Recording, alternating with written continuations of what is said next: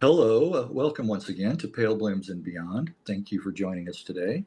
If you do like the programming you see here, the musicians and artists that I visit with, please be sure and hit the like button below and also subscribe to the channel.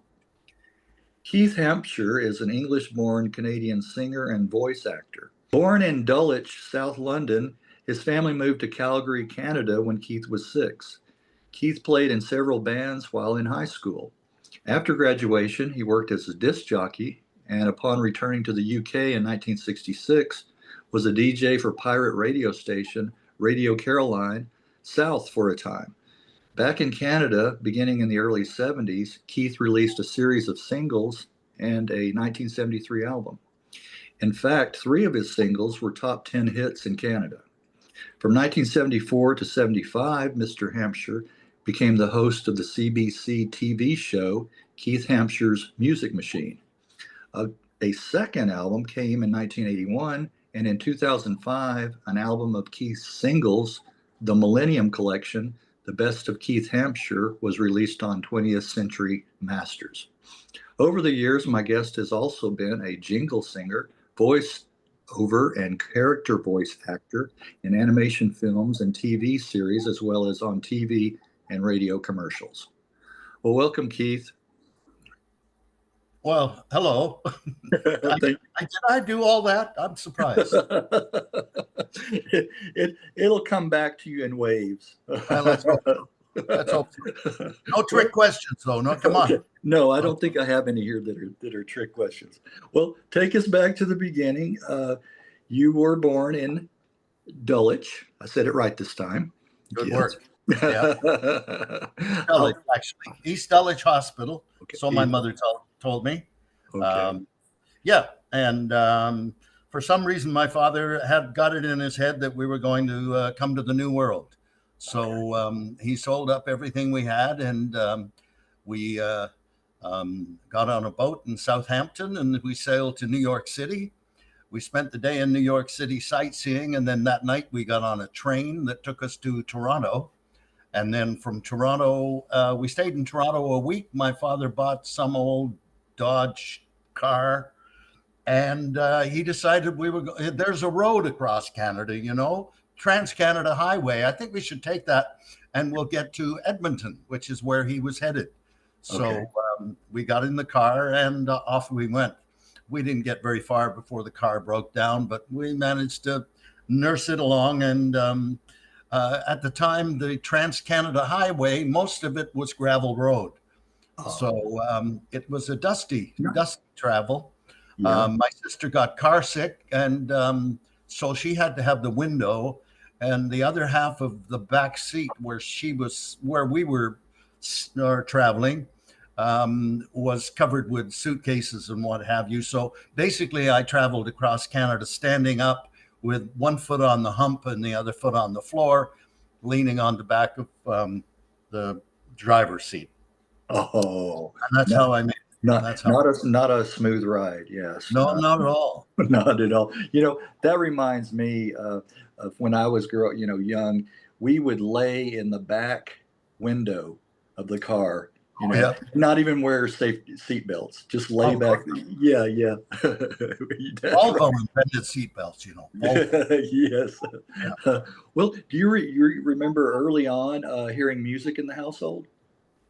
Yes, I suppose so. My father reckoned himself a reincarnation of Bing Crosby, and my mother sang in church choirs. So there was music, not a whole lot, I would suppose, but it was a musical, supposedly, family, I guess. My sister can't carry a note.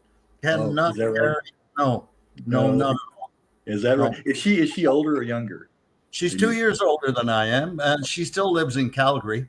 Okay. And I remember when my wife and I first got married, we went to Calgary, and I said, if we go to church on Sunday, do not sit next to my sister, because you will never hear Onward Christian Soldiers sung the way she sings. The same way again. Anyway. Oh, well, I hope she doesn't watch this. No, she's fine. She's okay with it.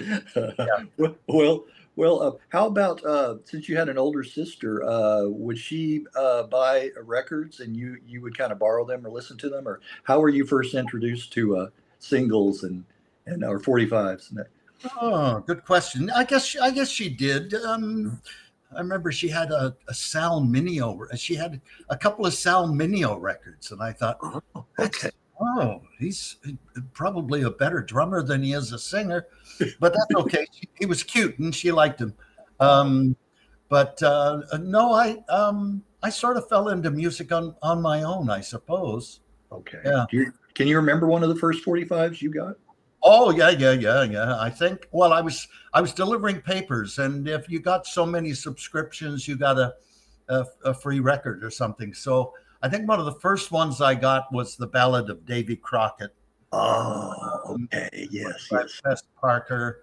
Yeah, I think that's. Oh, hang Yeah, on. sure. Apparently, it's 2 o'clock. There we go. Okay. My granddad just told me it's 2 o'clock. Uh, Well, and that's the second time that's come up, actually, the Fess Parker, the Ballad of Davy Crockett. Somebody oh, is else, that right? yeah, Yeah, yeah. yeah, yeah, as I a think first. that's the first. I think that's the first one I got. I'm not sure, but I'm pretty sure that was it. I know Oh, what my first album was. oh, uh, what was because- that? Well, I was a bit of a thief, and I went downtown Calgary and went to Glenn's Music Store, and it was in the middle of the winter time, and so I was wearing a parka, and I saw an album, Dion Run Around Sue. And I Yeah, thought, yeah. boy, oh boy, I love Dion. Whoa, gotta have that. So I stole it, and I played it 20 million times. I know the words to every song on the Run Around Sue album. Um, I've always, if Glenn's Music Store was still in business, I promise I would go back and pay for it. But Oh, I don't think they God. are. They I think don't I, anymore. I think I put them out of business. My, It was too easy to steal albums from oh, there, I guess. I don't okay. know. Was it? But my story of stealing, I was with my mom, and I had gone, and it was like a Woolco or Woolworths, I think it was, and I had gone and picked up. They had a little section with toys, the little rubber animals. I mean, little like spiders and things like that are rubbery. And Uh-huh. I grabbed one of those, and I was like trying to hide it, in my hand. And then I got up there, and she saw it, and she said, "Take that back right now," before I could, walk out with it, and she wasn't going to pay for it either. She told me to return it. Good for her. Good for Yeah, her. it was good. It was My good. mother never caught me, Oh, but good. the police did. The Yeah. police did. Yeah, Oh, they caught okay. me, and I was on probation for 6 months. But after that, I sort of left things alone, I Yeah, you suppose. kind of you calmed down after that. Well, very very interesting. Yeah. Well, I have to tell you, mine was one of my first 45s was the Fifth Dimension, Aquarius. Let the sunshine in. Yes, Let the Sun Yeah, yeah. Shine. Yeah, and my first album, a couple of albums was the. Do you remember the Royal Guardsman, Snoopy versus the Red Baron? Yes, Yes, yes, I do. yes. So I'm kind of embarrassed to bring that up, but it's the truth. But that's okay. You got to Yeah, start I was somewhere. I was young. I was young, So yes, yes. Well, now early on, you sang in the church choir and took voice lessons as well. Well, yeah. As I said before, my mother was singing in the choir, and my father never went to church. So my mother would take my sister and I to church with her, and we were in the Sunday school, and I was a hellion. So they went to her and said, "Listen, Mrs. Hampshire, we can't do a thing with this kid. He can't come into Sunday school anymore." And she said, "Well, that's fine. He'll sing in the choir with me." So that's how I started singing. That was your punishment, huh? To To sing in the Paul. choir. Well, and she sat behind me and poked me when I was Oh, did acting she? up. Did But she? one thing led to another. Next thing you know, that it's Christmas time, and they want the boys' choir to sing some Christmas carols. So I was one of the kings of Orient are. Myrrh is mine, its bitter perfume. Yes, Stuff like yes, that. yes. Okay, okay. So that voice was developing early on like that Yeah, too. yeah, As you yeah. were. And then she put me in singing lessons. I took singing lessons for a couple of years, and You know, Mino Ma, Mino Ma, Mino Ma, Mino Ma, Mino Ma, Mino Ma, Mino Ma, Mino Ma, stuff like that. And I was in a few singing contests run by the Kiwanis Club. And, you know, one thing led to another. You know, how far do you want me to go on this? We'll go through. We're going to go through the whole process here. Okay. Yeah. Pack lunch. This is like what I tell people. This is your life without all the added guests. You know, Okay. it's just the two of us. You know. All right. We won't do any of those. Like, do you remember this voice? Yeah, we won't do any of those. Okay. I did one of those for my friend in England. I was one of the voices. Yeah. They did a This Is Your Life on a great friend of mine from Radio Caroline. His name is Dave Lee Travis, and he was huge in England and still is. Wonderful guy. And I was the secret guest. They flew me in and is that right? So Dave, do you remember when we did this, you know? And then yeah. Oh, that's good. Well, was there, let me ask you this, were you going to concerts as a teenager? Did you go to any live shows? I remember seeing Ray Charles. Oh, okay. I remember, wow, I went and saw Bob Newhart, but that wasn't a concert. Well, I suppose it was.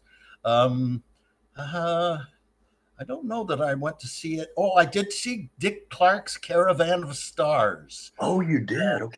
Yeah, I went to one of those, and the Zombies were the featured English act. Were they? There were the Shangri-Las and a few others, but the only ones I really remember were the Zombies. And the Zombies. Hey, that's my favorite group from the '60s. Is it really? Or the Zombies? Wow, we have that in common.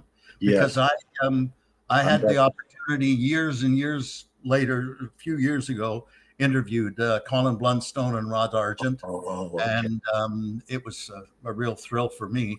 And I remember when I had my radio show in England, I used to feature a different zombie song every day, and I always thought that they were huge in Britain, but apparently they weren't. They weren't.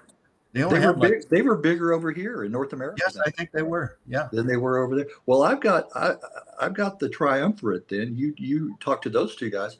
I talked to Chris White.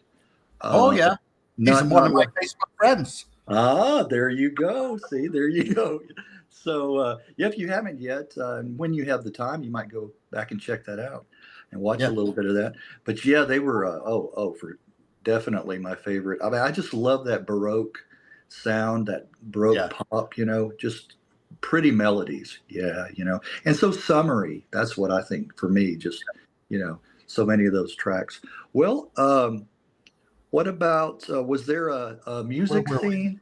Oh yeah, where were we? Let's go. Let's see. Where's my dog ear here? Okay, go ahead. So we were supposed to go to Edmonton, and we got as far as Saskatoon, Saskatchewan. I love saying that. Yeah. Where my mother's cousins live. And they said, no, you do not want to go to Edmonton. It's too freaking cold in the winter. Yeah. And we said, oh, well, what are we going to do? We've just driven across Canada. They said, well, go to Calgary. It's 200 miles south of Edmonton. It's that much warmer. It's easier to get work because it's a big oil industry there. And so that's what we did. That's how we ended up in Calgary. So, so I'm taking singing lessons and this, that, and the other.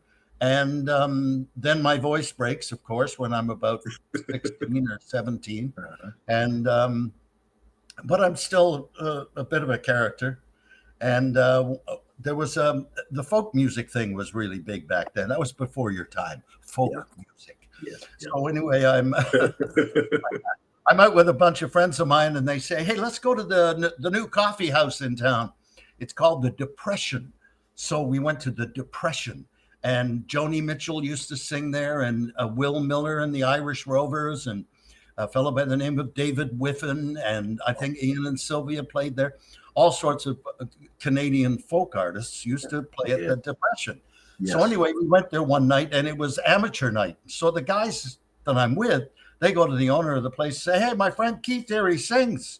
Yes. You want to come up to sing? So anyway, they got me up to sing, and I sang 3 songs of the day, you know, Blowing in the Wind and Puff the Magic Dragon. I don't remember what I sang, but I sang it a cappella because I don't play an instrument. I can't get the left hand and the right hand to coordinate. It's the left hand brain and the right brain, same thing, you know. Yeah. So I sort of became known as the a cappella singer, and people would have me go to hootenannies at high schools and that's where universities and colleges and things like that. I was the a cappella singer, and then one day a guy at school said, "Hey, you're a bit of a singer, eh?" And I said, "Yeah." "Hey, I love your ducktail." I said, "This guy had the best hair." I said, "Wow." He said, "Yeah, you ever sing rock and roll?" I said, "No, never thought of it." He said, "Well, listen, I got a band and we need a singer. You want to come and audition?"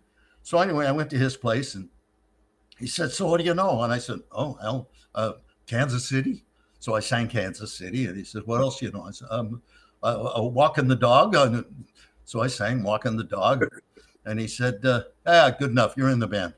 So he hands me this jacket, and the jacket must have come down to my knees. It was blue lame with a white lame collar, one button in the middle, and it was god awful ugly. But I said, "Thank you very much." I took it home and showed it to my mother and said, "Look, Mom, I'm in a band." We never, that was it. We never rehearsed. We never played. I guess they changed their mind about being a band. So eventually I formed a band of my own. A friend of mine in school played guitar. He was left-handed like Jimi Hendrix, but he learned all his chords upside down. So I thought that was just amazing that he could do that. Anyway, he and I formed a band, and we were looking for a name that was English, because we were really into the English music. The Beatles were starting to happen, it was 64, 65. So anyway, we were trying to come up with a name that was really English. So we called ourselves Keith and the Bristols, because that's a good English, big city in England. We thought there was and years and years later, I find out that Bristols are the Cockney equivalent for breasts. Oh, is it? So it was Keith and the Tits. Okay. My first band. That was your first band. I wanted to back up just a little bit. David Whiffen. I have a couple of his albums. I love his singing and his songwriting as well. More often than not. Yes. Remember that song? Would you believe that it happens more often than not? Oh, great song. Right. I also, go ahead. No, I was going to say, and I reached out to him, but I haven't heard back. I learned a great song from David Whiffen at the Depression Coffee House. Okay. And it was called The Iceman. Okay. And he used to say, before there was electricity, when you wanted to keep your food fresh or cold, you had an ice box. And there was a man who had a wheelbarrow and wheeled through the streets with big blocks of ice on it. And you would sing out to the ladies in their homes and sell them these blocks of ice. And he said the song went like this: "Any ice today, ladies? It's so nice today, ladies. How about a little piece today? It only costs a quarter, and I think that you ought to get a little piece before it melts away." Why I remember this song, I do not know. But I remember it. I know a woman living around the block. Her name is Mrs. Tucker. She gets a piece just once a week. Her husband is a trucker. And it's a very naughty body song. Anyway, what's a David Whiffen I remember. Yes. Well, now he was in The Children with Bruce Coburn. I took that back. Coburn. Yeah. See, that's another one that I mispronounced until somebody corrected me, because it's spelled Cockbur. Yeah. So Coburn. Well, and three's a crowd. Yeah. So Anyway, that was something else. Good. Anyway. So where were we? It's funny how you remember those little ditties, those songs. Like, oh, I know what I was going to say about David. he was similar to you. He was born in England, but moved to Canada as well. Yeah. Same with David Clayton Thomas. Same with Yes, that's right. That's right. great many North American performers were actually born there and emigrated. That's You right. know, That's because right. it was such a go west, young man. Yeah, and another musician that I reached out to uh, was Tony Kosanek. Oh yeah, Okay, you know Tony, and he I has love he him. I has sang one of his songs. As a right. matter of fact, it's my gold record. Okay, okay, there we go. I knew that was going to come into play. I knew that would come into play. Yeah, and I haven't heard back from him either. But maybe after this, I'll send him. That's what I like to do. Interview somebody that there's a connection, and then send them the link and say, "Hey, Yeah, yeah, yeah. I Tony's talked." a Yeah, great guy, great talent. Oh, yes, yeah. I would love to. I would love to talk to him. So anyway, let's see. Back where we were, you were. Yeah, the other thing about Calgary too, it's almost like Texas in a way because they have their rodeo. And I think before I think they even called it a sister city to Dallas. One city here in Texas they called oh yeah. Calgary, because they have that, and the you know cowboys, and they have those up there too. You guys have cowboys as well. We have cows Yeah, and and cows, boys play with cows. Yes, yeah, we've seen Yellowstone. right? You've seen that. Yeah. Well, we'll talk about some of the bands that you were in during high school. Well, funny thing is, you just reminded me of Yeah. something. Okay. I was after the Bristols folded. I formed a new band, and it was called Keith and the Variations, and they were a much more cohesive unit, and we really played. I think I might have been out of high school then. Maybe not. Doesn't matter. I was. Okay.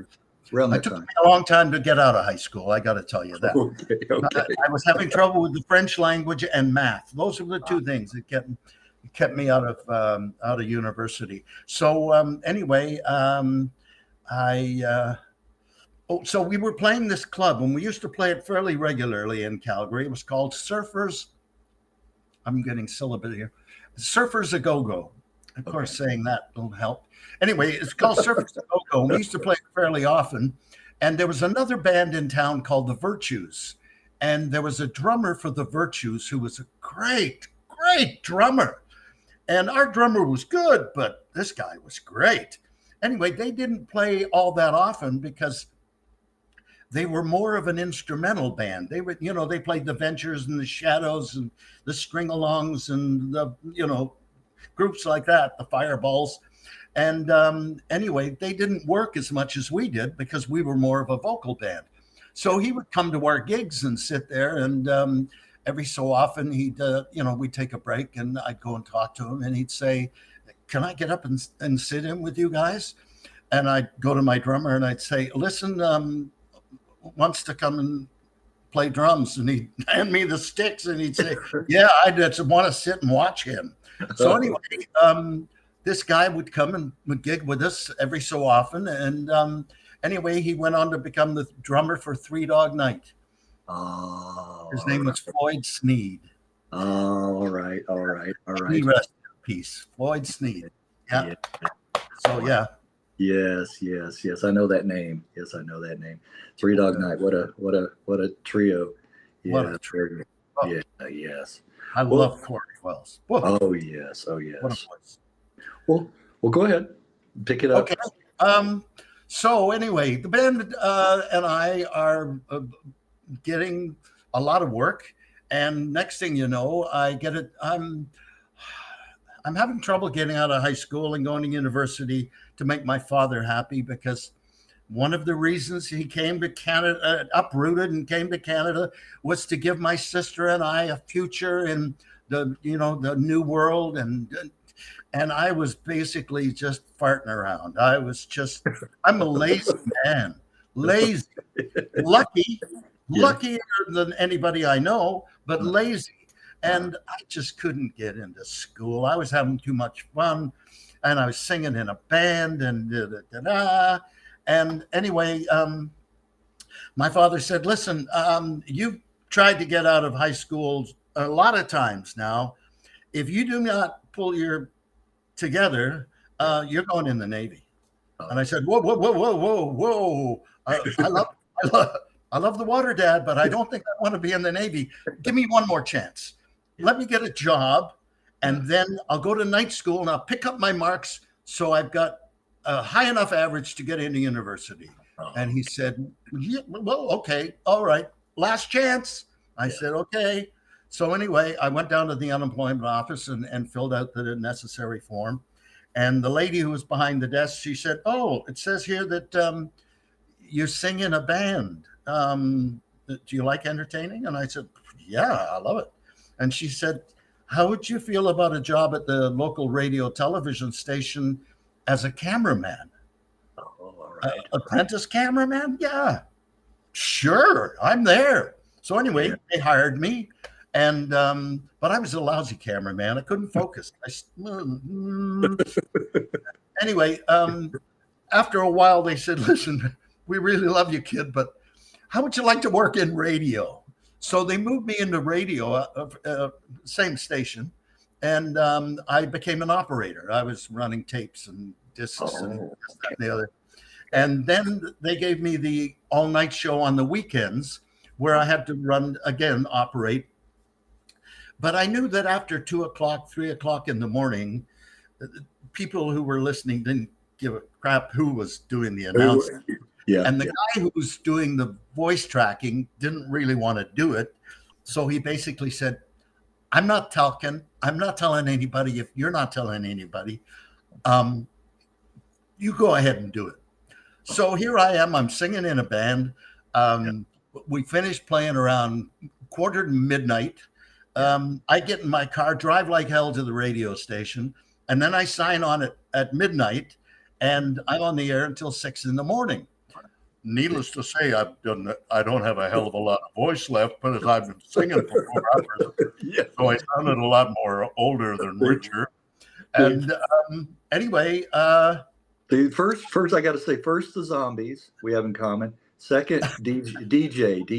That has always been my dream job, to be a DJ, right there. Well, yeah.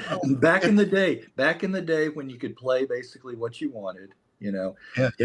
Not today in corporate. No.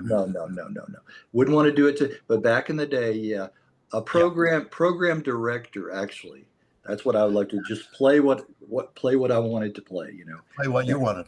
Well, I got to tell you that I met a guy in St. Petersburg in Florida. We used to winter down there. And I met him originally in England. He was working on one of the other pirate ships. A great guy. And he's been in radio and television all his life. And I said to him, wow, you've been in the business for over 50 years. I said, you've been in radio, television, this and he said, yeah. I said, so you ever figured out how many radio stations you've worked at? He said, yeah, I did one day. I said, so how many? 32. Wow.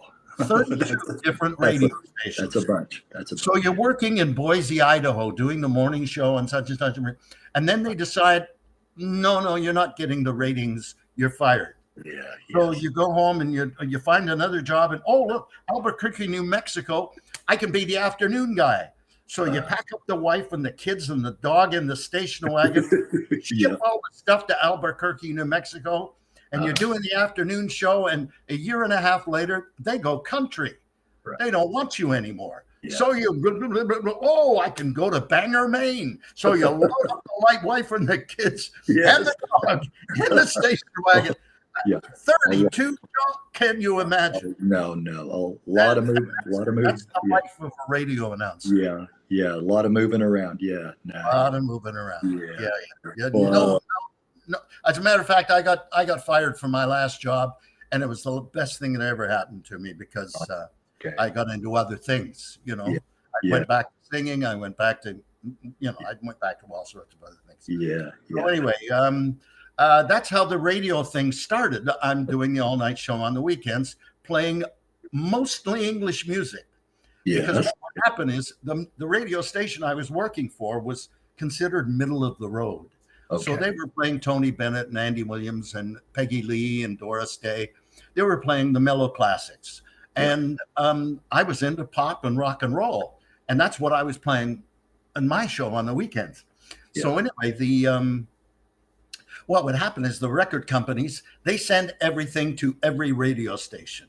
Yeah. So the librarian at the radio station has to put the record on, listen to it, and go, no, that doesn't fit our format, throws it in a bin, listen to it, throws it in the bin. And I would go into the library and say, excuse me, the ones in the bin, what are you going to do with those? Yes. Well, we're going to throw those out. Can I go through them? Yeah. So I'm getting all these records that were Brian Poole and the Tremolos, Freddie and the Dreamers, the Searchers, Jerry and the Pacemakers, Billy J. Kramer, all of these records that were hits all over the world, but my radio station wasn't playing them during the week. Yes. Only on the weekends. Oh man, I would have been like a kid in a candy shop going I through was. those. I was. Yes, it really was. The Zodiacs. Who the hell are they? Right. Oh, I loved it. Like I say, I'm the luckiest guy in the world. I really love am. all that music. I love all that music. Yeah, I'm more of an Anglophile. I really am. I love the English, the British, the UK music. Yeah. Me too. Yeah, Me too. I do. And still to this day, I prefer English music to North American. I do. I do too. I do too. I'm sorry. I love Ed Sheeran. I love Adele. Yeah. So many of them. Yeah. So many of them. So anyway, getting back to me. Do you have another question, or shall I just keep going? Let's see. Let me see where we are. Yeah, go ahead. Okay, because so I wanted to talk about get up to when you went back to the UK with Radio. I want to know how I got there. Yeah. Okay, so I have this girlfriend. I think I'm about 20 years old. She's 18. We've been dating for a year or so, and beautiful, beautiful girl. I love her dearly. And she wanted to get married, and I wasn't ready. I'm lazy. Her father offered me a job in his oil company, and I thought, what do I know about oil? Nothing. The band that I was in, we'd been to the top, and we were sort of number 2 in the province, I guess. And the guys didn't want to learn new stuff anymore. The bloom was off the rose, if you want. I don't know. So there was one thing led to another, and then I ran into this old school friend of mine, and he said, listen, I'm going to England in a month or so. Do you want to come with me? I thought, wow, there's an escape. I knew the job at the radio station wasn't really going anywhere. I didn't have a deep, ballsy radio voice, which is what the radio station seemed to want. This seemed like a good way to A, get out of this relationship, B, get out of the band. Also, at the time in Alberta, you were allowed 3 speeding tickets before they came and took your license away. Oh, okay. I managed to accumulate 5. So I knew it was a matter of time. Before you got caught. There was a knock on the door. We need to cut that up, sir. So there was that too, you see. So anyway, I agreed to go to England with this guy. And I bought the tickets and everything was all set. And I told the girlfriend, I told the guys in the band, everything was all on. And a couple of weeks later, I think it was 2 or 3 weeks before I was to leave, I ran into this friend of mine and I said, hey, did you hear I'm going to England? And he said, really? Who you going with? And I said, I'm going with Tony. He said, Tony? You don't mean Tony? And I said, yeah, Tony. He's already gone, man. I said, what? He said, he left me. I'm not going by myself. Yeah. Anyway, I was telling another friend a couple of days later over coffee, and he said, oh, hell, I'll go with you. I said, really? I said, you're in first year university. Your parents are going to let you drop out of university to go to England with me? He said, I think they will. I said, you're kidding. And anyway, he did. So anyway, he came to England with me. He became a very successful lawyer, by the way, in years later. And I think his website was loopholes.com. at Okay. executive product level. Okay. I Anyway, like that. I like he that. and I went to England. We sailed across. We traveled across Canada by train. Caught the boat in Montreal. We sailed to Southampton, and then we bought a car. We bought a little Morris Minor because I had a Morris Minor. That was my first car.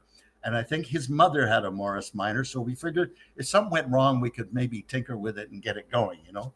So we bought this old car for 50 pounds.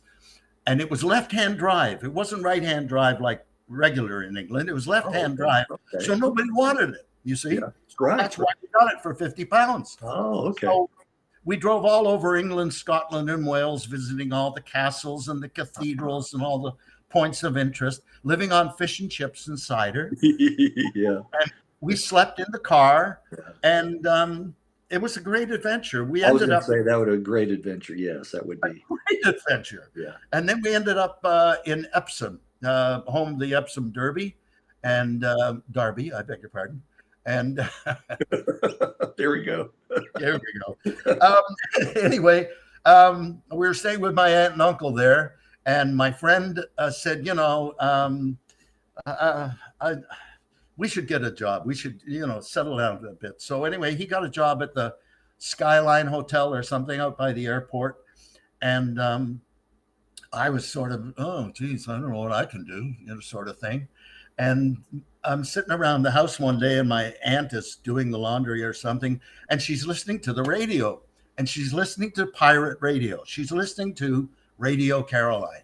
Yeah. And I'm hearing, and I'm used to, so I come from an environment where to be on the radio, you have to sound like this and you have to sound very mellow. And now here's the music on CFCN in Calgary.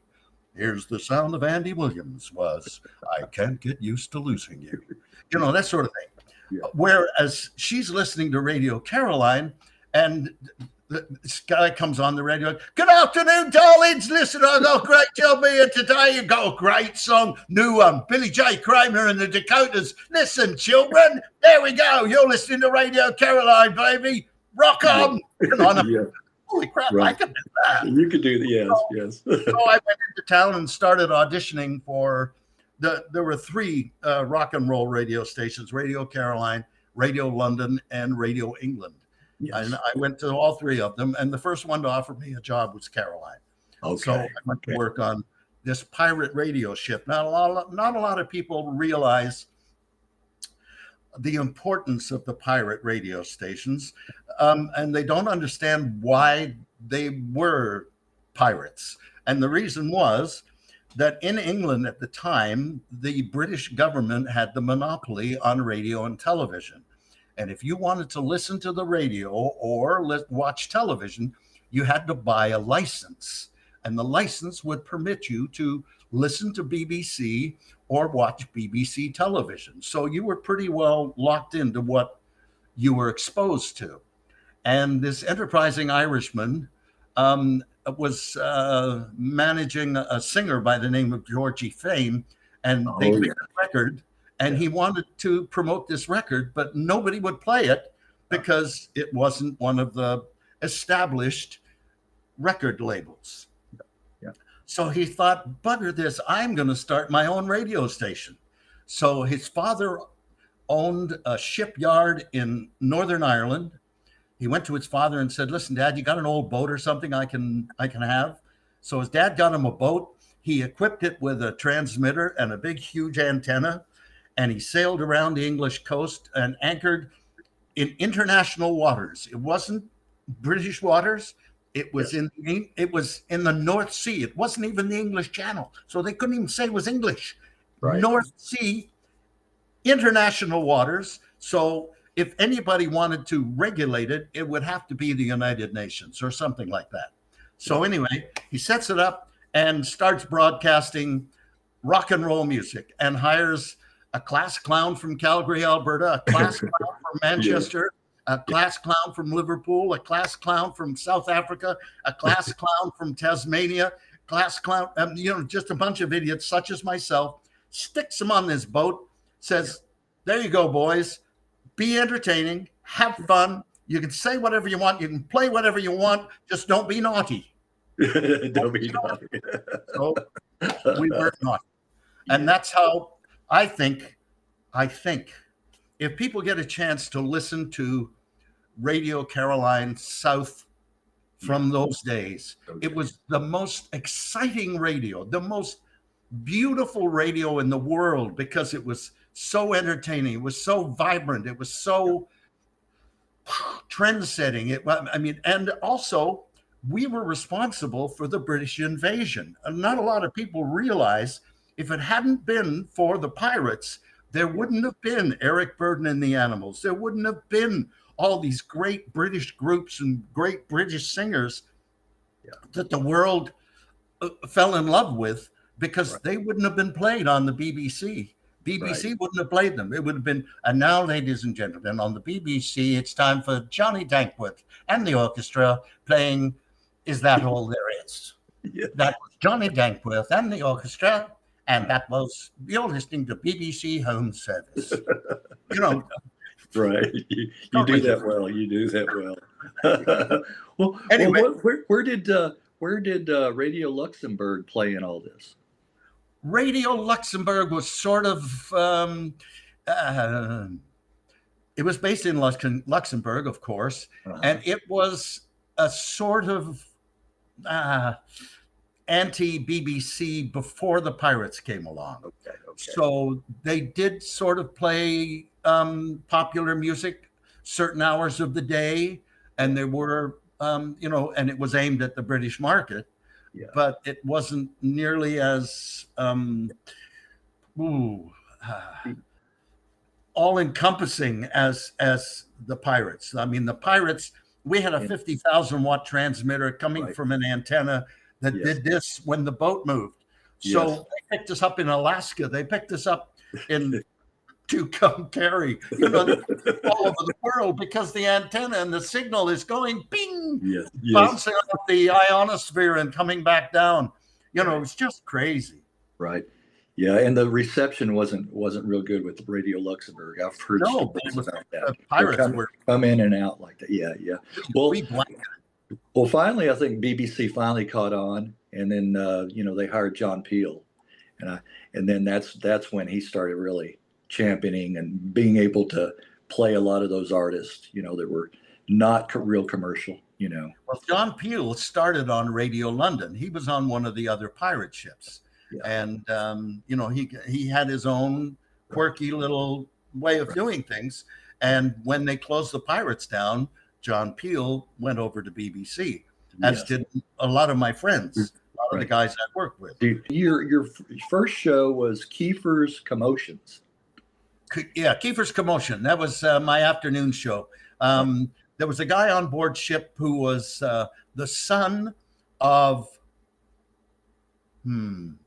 I think his name was Joe Pasternak, and Joe Pasternak was the movie producer. Excuse me. Oh, hang on. Okay, bless you. He was the movie producer who produced the Elvis Presley movies. Oh, okay. And his son was Mike Pasternak, and Mike was stationed overseas with the U.S. Armed Forces, and somehow got involved in radio. He called himself the Emperor Roscoe. I've heard that name. Yes. And he was one of the guys that did the real snappy kind of, hey, baby, you got Emperor Roscoe here. We're going to clear up your skin and mess up your mind one time. You got the Roscoe, baby. One of those guys. Yeah. And of course, the British people just ate it up because it was so absolutely anti-BBC. Yes. He eventually went to French Radio Luxembourg and became Le President Roscoe. And bilingual, you see. Yeah. And he's still doing it. He's still on the air. You can YouTube Roscoe, and he's just brilliant. Anyway, he left and went to French radio, and I took his spot. So that's how Kiefer's Commotion came about. And I did 3 to 6 in the afternoon. And we were on board the ship for 2 weeks. Then we had a week off. And the only thing we had to do in that week off is we had to make a personal appearance somewhere. We had to MC a dance or open a hardware store or something. you know, Okay. some sort of Radio Caroline thing. And as a matter of fact, I did I emceed a Jimi Hendrix Experience, one of his first concerts at the Chislehurst Caves. I did Cat Stevens at a club in London. Trying One to of my think. favorites. I love Cat Stevens. Yeah. Yeah, on our week off, we had to do an MC thing. Yeah. Yeah. Yeah. Yeah. And then later, Kiefer's Uprising. Yeah. Yeah. Well, then the fellow that hired me, Tom Lodge, great guy. He was married, had a couple of kids, and he went to the boss one day and said, "Listen, I want to bring my wife on board the ship." Yeah. And they said, "No, no, no, no, ladies, no, ladies, just no." And he said, "Well, if she can't come, I quit." So he quit. So I ended up taking his show. So I got the morning show, 6 to 9 in the morning, and I called it Kiefer's Uprising. Yeah. Oh, okay. Can you remember any artists that you helped break into the business or help really promote?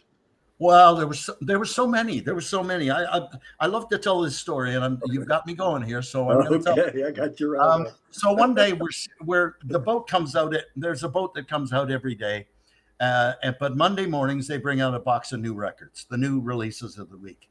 So we were hungry because we've been stuck on a boat for a week, 2 weeks, you know. So every Monday the box would come out, and we'd grab it and we'd run downstairs to the lounge. There was a lounge downstairs, and we'd start putting these records on and start listening to and some of them you knew the artist, and some of them you didn't, you see. And I remember once we went down and we were going through these records, and most of the record labels, you knew: Columbia, RCA, EMI, Parlophone, you know, whatever. And anyway, we saw this label. It was called Regal Zonophone. And we went, Regal Zonophone? Never heard of that one. And have you ever heard of this group? I've never heard of this group. What's the name of this song? Oh my God, that's weird. Well, let's have a listen. So anyway, we put the needle on, we listen to it, and we go, OMG, this is incredible. Our minds were blown. We just, and then we sat and we listened to it again. And after we'd listened to it a couple of times, we said, I don't know if the general public is going to get this, because it's so totally different. I mean, everybody was doing something different. I mean, groups were using banjos, they were using xylophones, they were using bagpipes, anything to be out of the ordinary, you know. And this was so totally different. Anyway, one of the guys, he just passed recently. His name was Johnny Walker. Anyway, Johnny said, I don't give a damn. He said, I'm going to make this freaking thing a hit. And we said, okay, we're with you, man. So anyway, we played the crap out of it, and boom, next thing you know, it's number one. The punters, we used to call them punters. The general public got it. And it, like I say, it became number one. But at the time it was number one, the number one record in the United States of America was totally different. Right. It was, my baby does the hanky panky, my baby. And we went, oh, that is so base, so simple, so primitive. Yeah. That's a good word. We hated it. We hated it. And it was number one for like 6 weeks or something. And every week we number one. We're going, what's wrong with those people? And then the song we had that we loved went to number one in England. And I believe that's when the split happened. Oh. That's when Britain went this way and the US went this way.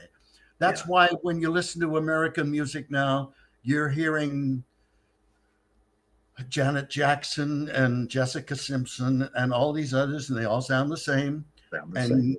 In Britain, you've got Adele, you've got Anastasia, you've got Leona Lennox or whatever.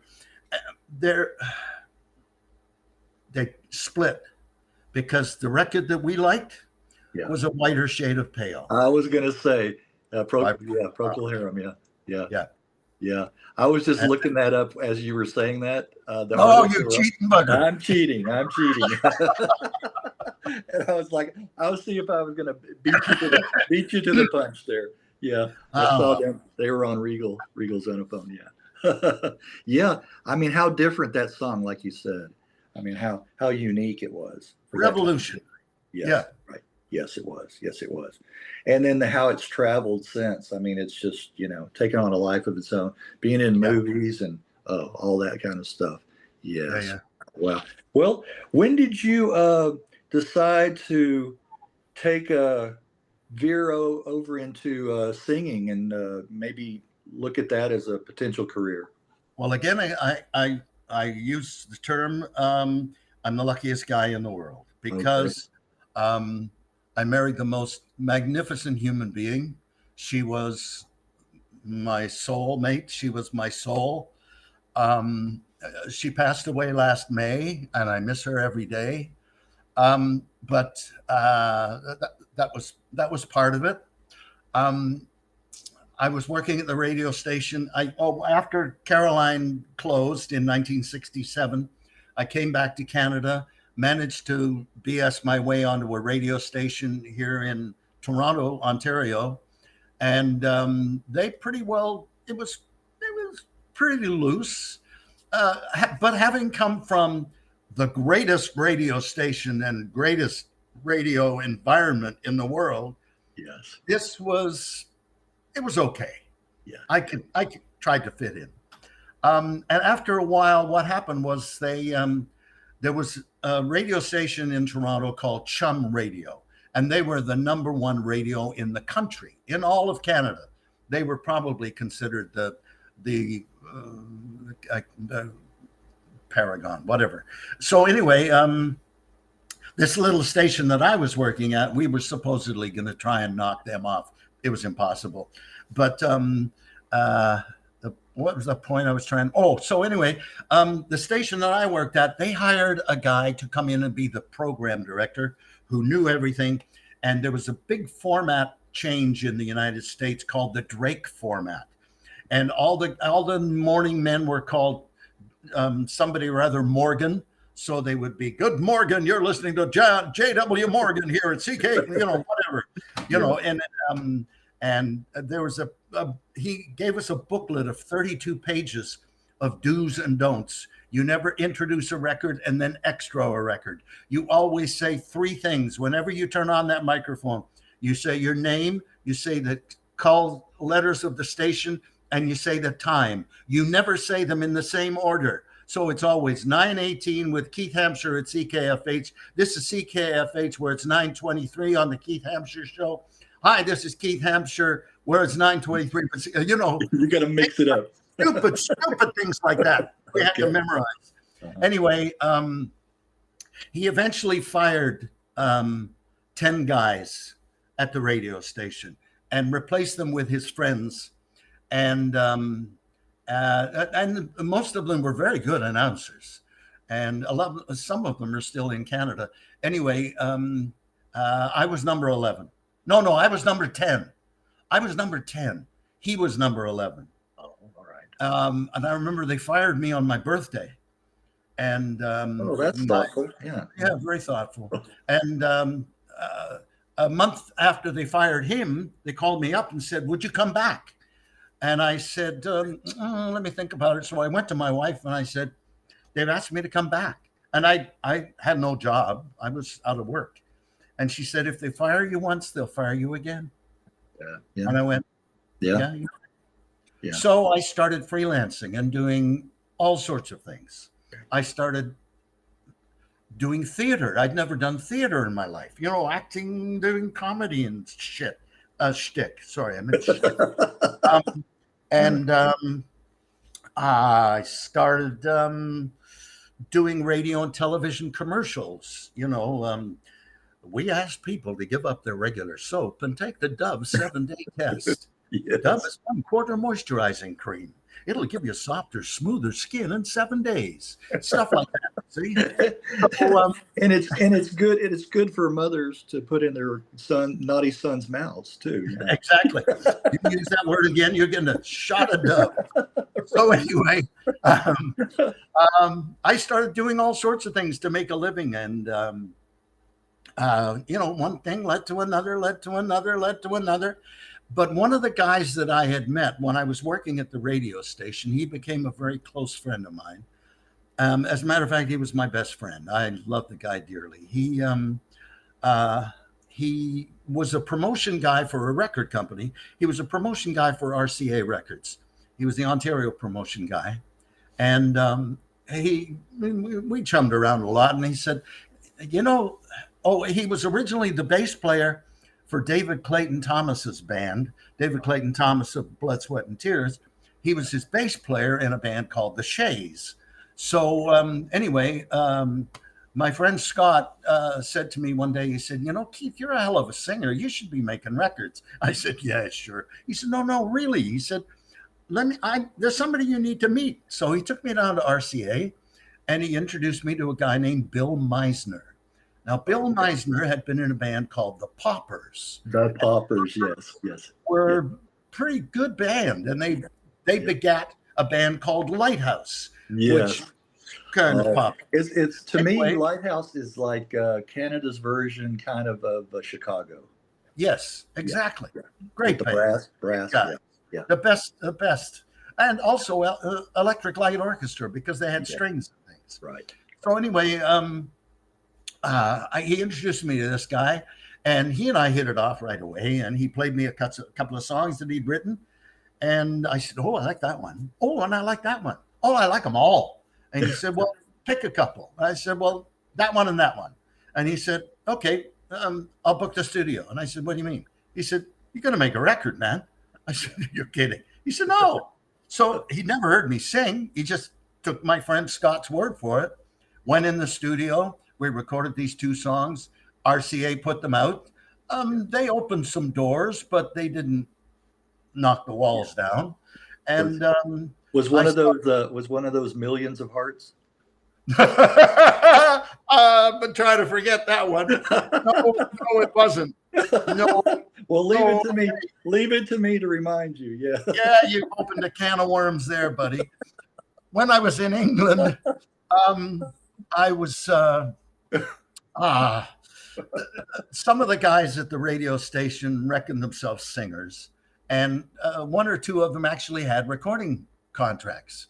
And anyway, the lady who was the promotion lady or publicity lady for the Radio Caroline said to me one day, she said, Keith, you're a singer. There's somebody I'd like you to meet. I want you to go, next time you're off the ship, I want you to go to such and such a pub, Tuesday, 12 o'clock. I want you to meet a record producer friend of mine. His name is Steve Rowland. And so I said, oh, okay. So anyway, I go to the pub and I see him sitting there, and he's sitting there with 2 young, really good looking kids, and obviously musicians because they're dressed like Carnaby Street, Yeah. And anyway, I sit there and I listen to them talking, and then all of a sudden he goes, "Oh my God!" He says, "I've got a session in 10 minutes time. Listen, will you guys come with me? Because I need some sort of pubby sounding background singers on this song I'm recording. Would you do it?" And so anyway, myself and these 2 young fellas went to the studio and we sang background on this song called "I Was Lord Kitchener's Valet." Okay. And the other 2 guys, one of them was Peter Frampton, and the other one was, it's gone now. Anyway, he went on to join a band called Status Quo. But Peter Frampton and this guy, he's not Italian descent, is he? Status Quo. Okay, no. I know one of the members in there had he's from England, but his last name was Italian. I was trying to think. No, it's escaped me. Okay.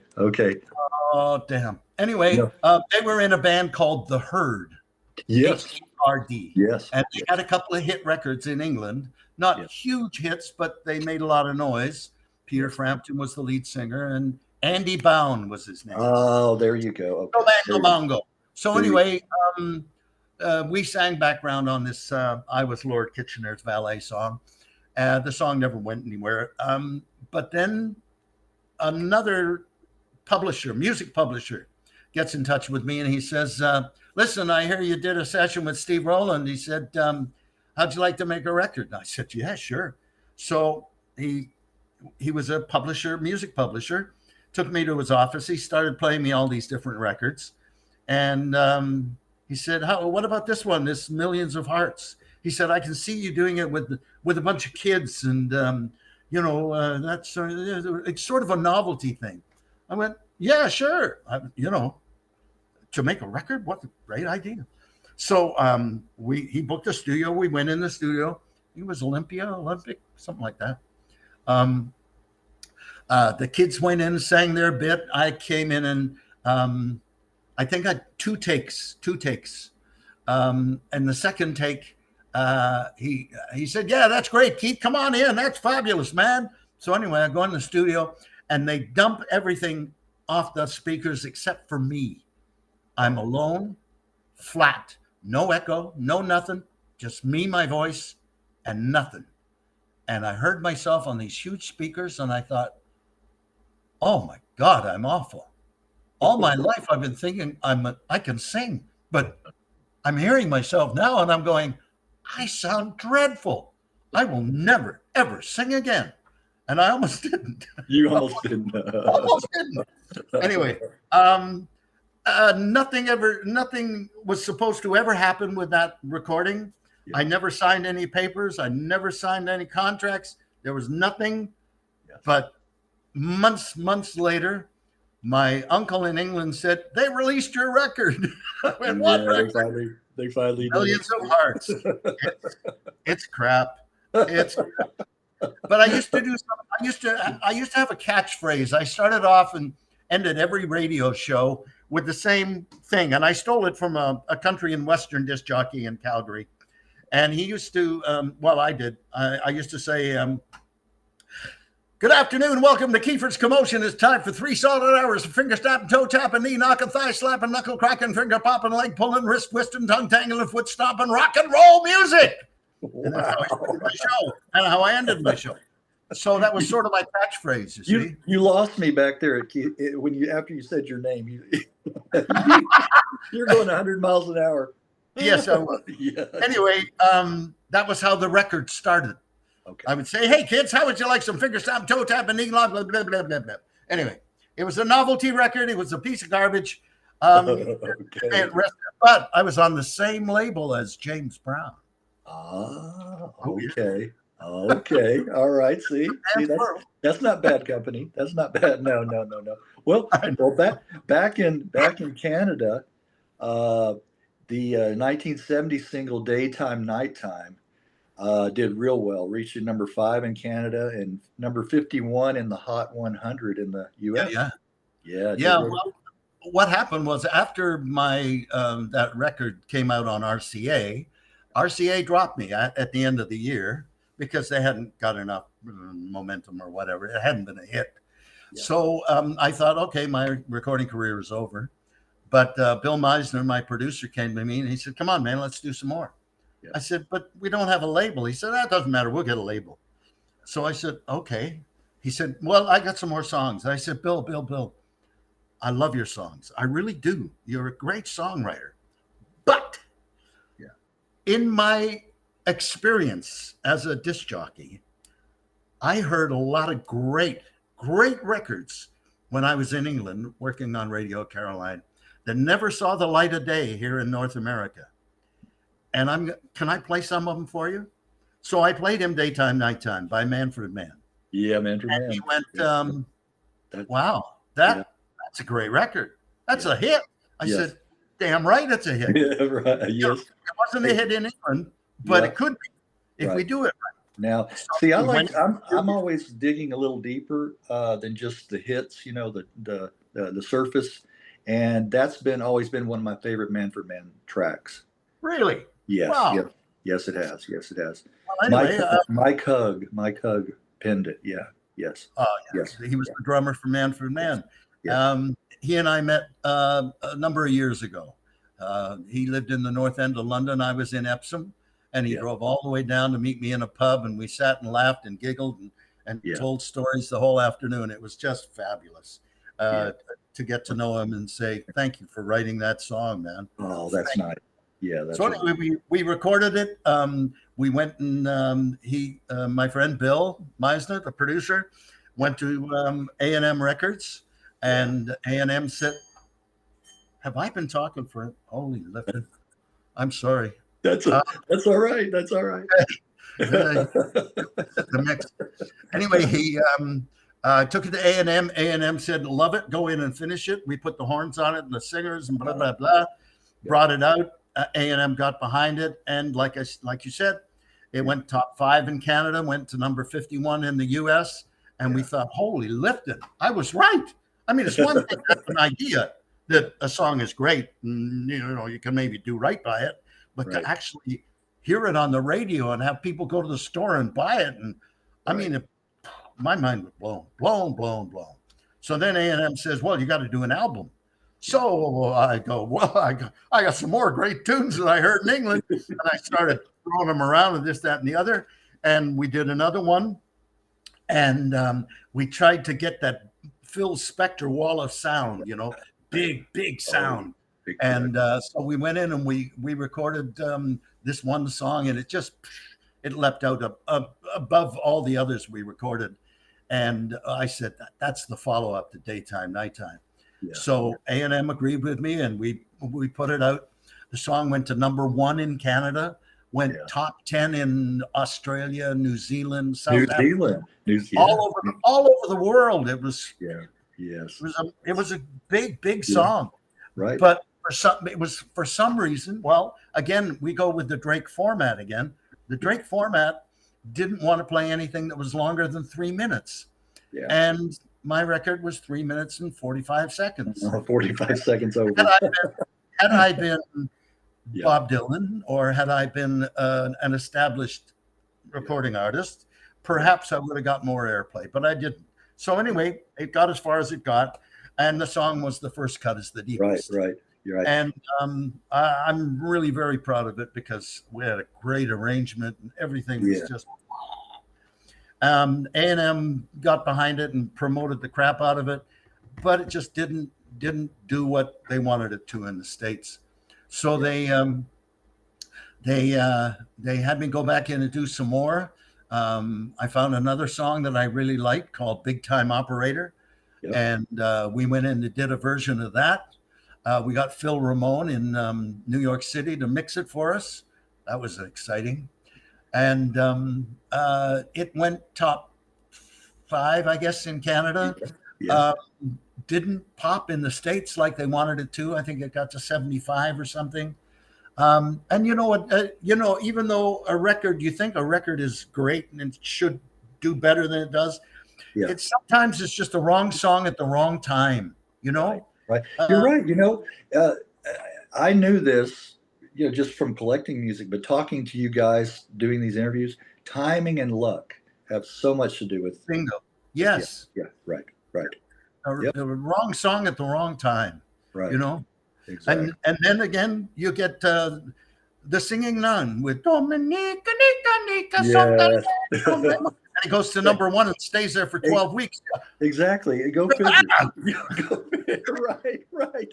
Well, My baby does the hanky panky.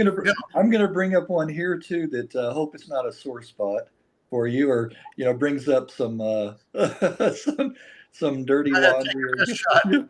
Okay, I'll take my best shot. The album "Oops," original cast recording, was that a musical?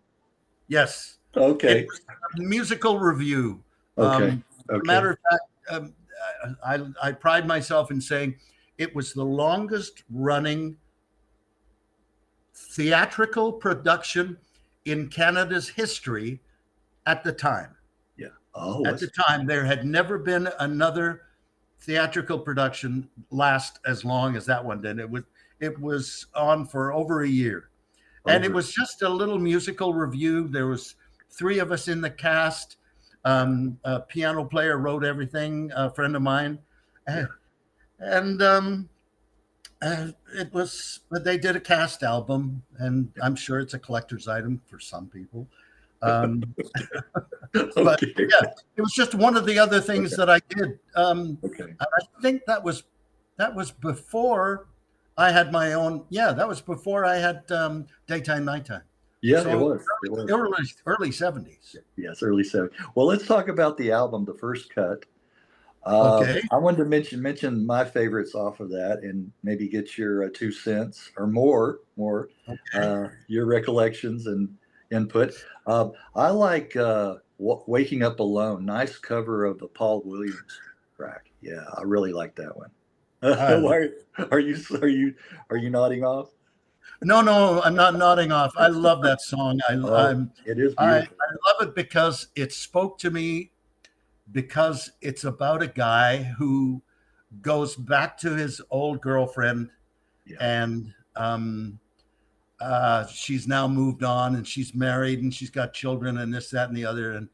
And it spoke to me because it reminded me of the time that I was in England, and I got a Dear John letter from some guy who was dating the girl that I went to England to avoid, yes, yes. you know? Okay. And oh, your children, why the youngest looks just like you.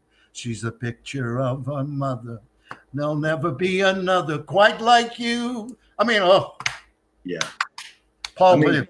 what a songwriter too. I mean, Yes, he's been very much underrated in his career. Just some great material. I've got a great. couple of his albums too that just Yeah, every song on there is great. But yeah. that's one of my favorites of his as well. Well, Yeah. thank you. Oh yes, that I one. hope I did it justice. I don't know. I hope. Oh, I you hope. did. Well, he I was think. on A&M at the same time I was. You see, so Oh, that's why I heard it, I okay. guess. Uh, Yeah. yeah. A nice rendition of "Sitting on a Fence." I have to say. Well, you see, that's another one that had been a hit in England for a group called Twice as Much. Yeah, yeah, They were on the same label as hang on a minute, PP Arnold.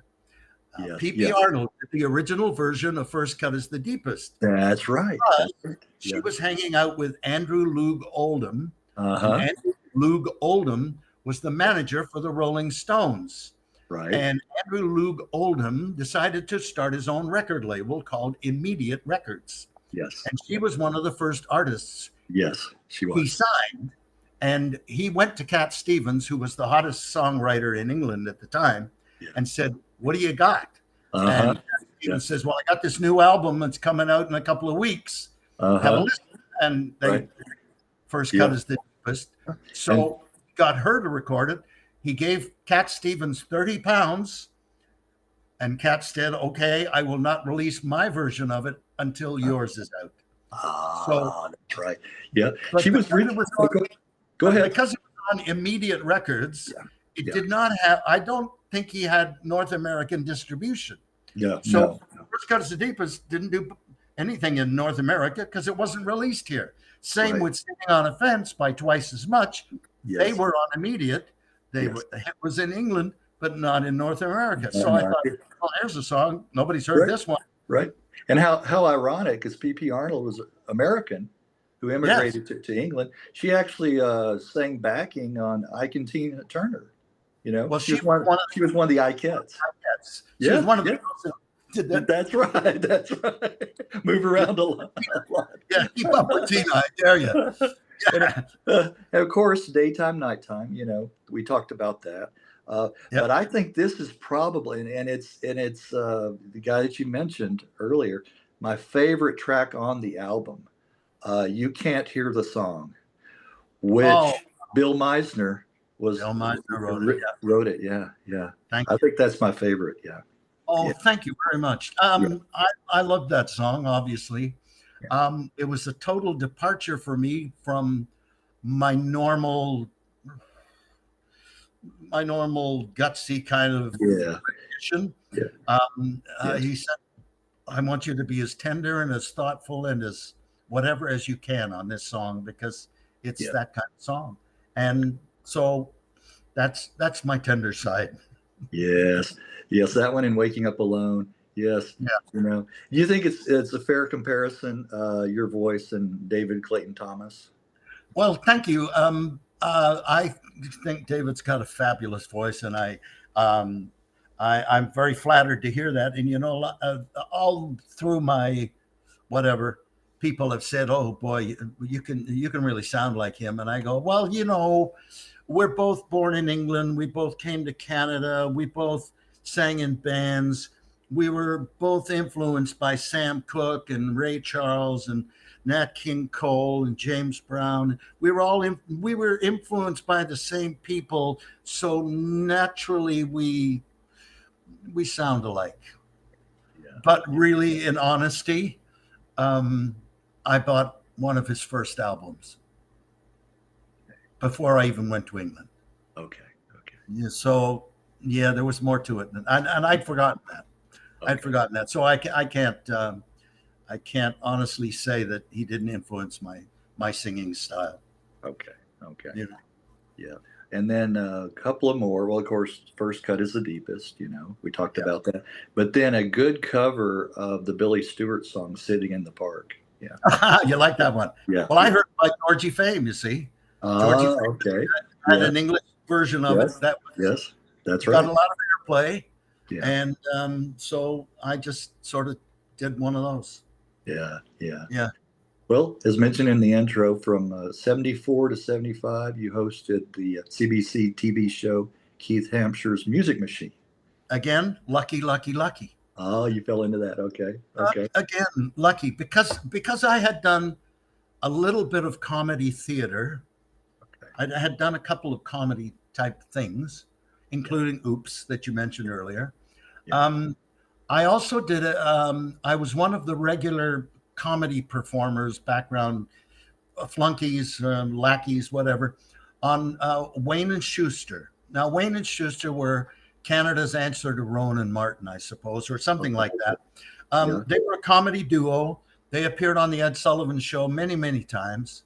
And anyway, they had a regular television show, and I appeared as one of their comedy performers because they had a cast of, really, really exceptional talent. How they picked me, I don't know. But anyway, so when they were casting for the Music Machine show, they were looking for a singer who could do comedy because they wanted to do a show like all of the other variety shows, the Andy Williams show, the Sonny and Cher show, the Johnny Cash show. I mean, the producers of my show, Music Machine, actually were the producers of the Johnny Cash show. And there was the Glenn Campbell and the Smothers Brothers. And, there were so many musical people that had their own variety show. So that's why they hired me.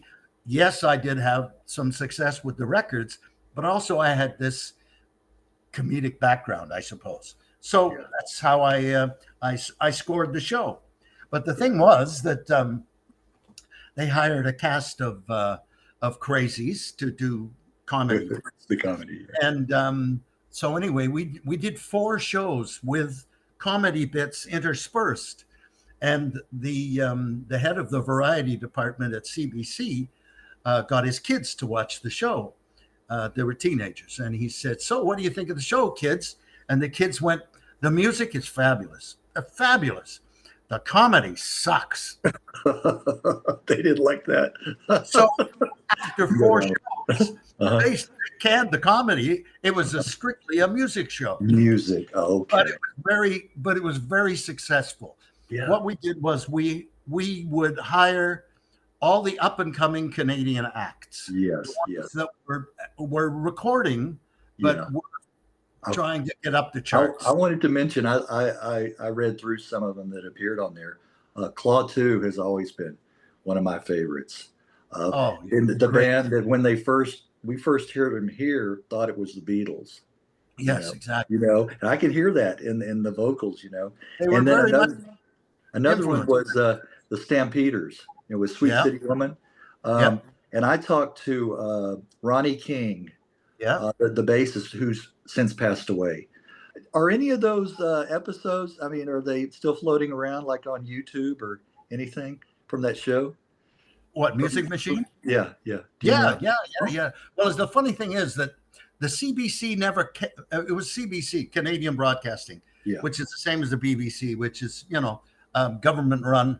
And for some reason, they never kept any of the shows in the archives, which is a damn shame because there was some great performances by some great Canadian performers that should be in the archives.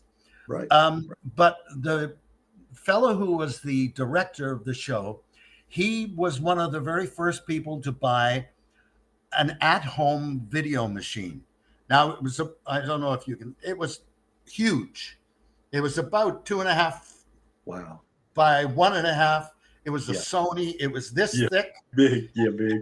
The tape was about this big, and they were about this big, and they were good for 30 minutes. So he took it to his home, which was in the country. He had an antenna on the roof of his house. He would program this thing to go off and tape whatever the antenna picked up of the shows. So he managed to save 8 of the shows, of which one of them is Klaatu, one of them is Rush. Oh, Rush, yeah. One of them is James Leroy and Denham. Just, different Canadian performers. And Tony Kosanek was on my show. And he had a record out called All Things Come From God. Yes. Great. Oh, yeah. Well, I'm going to send this to him after I get it edited a little bit to Tony. You got to edit this. I've got to a little bit. It's going to take you a while. I'm sorry. This is going to be. You got me started. Otherwise, it's going to be epic. Yeah, if we don't. It's 3.5 hours long. It's an epic. Yeah, we'll have to do it as a series. Cut them up. Part 3. That's right. That's right. Right. Well, there were, I want to mention, 3 more singles in the 70s and a couple in the early 80s. One, 1983's OK Blue Jays. Credited to the Bat Boys. Yes. Became the unofficial anthem for the Toronto Blue Jays. That's right. I was freelancing at the time doing, I came to a point after the television show ended where I had to make a choice. I had to choose, am I going to put a band together and go on the road and spend the rest of my life being a rock star? Or am I going to find something else to do? Am I going to stay at home with my beautiful wife and my beautiful son and live on this beautiful farm just north of Toronto and find something else to do to make a living? Gee, tough call. I did not want to spend the rest of my life on a bus with a bunch of drugged out hippies. So I chose to find something else to do, which I did. And I was doing radio and television commercials, as I mentioned earlier. And I was singing jingles and, doing voiceovers, doing cartoon voices. I did a cartoon voice for the Care Bears. They did a movie called Care Bears in Wonderland. John Sebastian of the Lovin' Spoonful wrote the music for the movie. And I got one of the parts. I was the Mad Hatter. And I sang in the studio in front of John Sebastian. I sang his song, the Mad Hatter song. But get back to the OK Blue Jays song. Again, I was called by my agent, go in and audition. Please, I went in, I auditioned. They chose me out of I don't know how many guys. And I sang this song.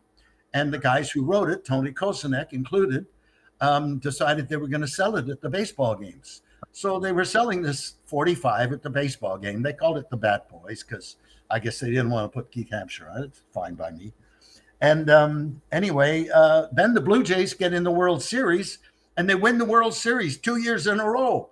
And holy crap, everybody's playing the record. Everybody's buying the record. It goes gold. So I got I did the song.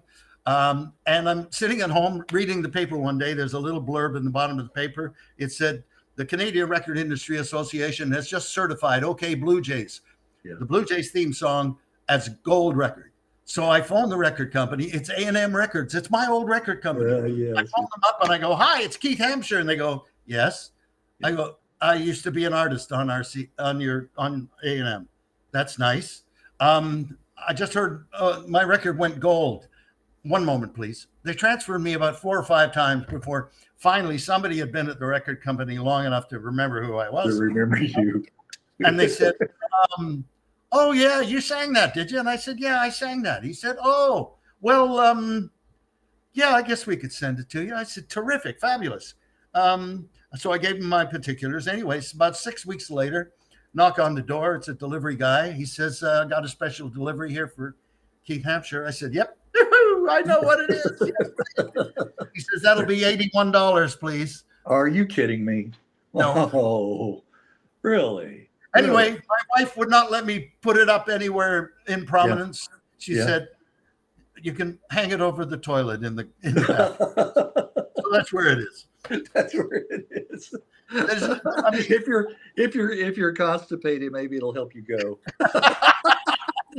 but she knew I did all kinds of weird things for a living, and she didn't want to plaster all over the house. Oh, well, go figure. You didn't win one for First Cut is the Deepest, or Daytime Nighttime, but you win it for Bat Boys. Yeah. Well, weird, eh? I mean, supposedly I sold 750,000 records worldwide. Yeah.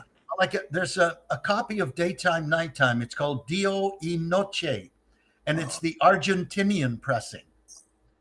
And the guy on eBay is asking $50 for it. Yeah. Is that right? That's fabulous. Yeah. Well, I want real quickly. Let's see. So it doesn't go. You're running out of tape. Let's wrap. Yeah, exactly. Your album, 81 Variations. Speaking of David Clayton Thomas, the cover pick resembles David to me. Was that intentional? We have that in common. We do sort of look alike. Okay. Okay. I've been in clubs where people say, "You're David Clayton Thomas." I go, no. Yeah. You know who you look like? And I go, "Mickey Dolenz?" "Well, yeah." "Oh, how about Michael J. Pollard?" Yeah. "No, you're not him." Okay. All right. All right. Yeah. Well, yeah. Yeah. Better looking than I am. Much better looking. Okay. But, well, you did in 2005. You were hired to host a 60s, 70s oldies radio show in Barrie. Yeah, that's close to where I live. Did that, and then in the same year, that compilation of your singles, the Millennium Collection. Yeah. That was came great. out on 20th Century. That must have been rewarding, to see that come out. Well, it was. They got in touch with me.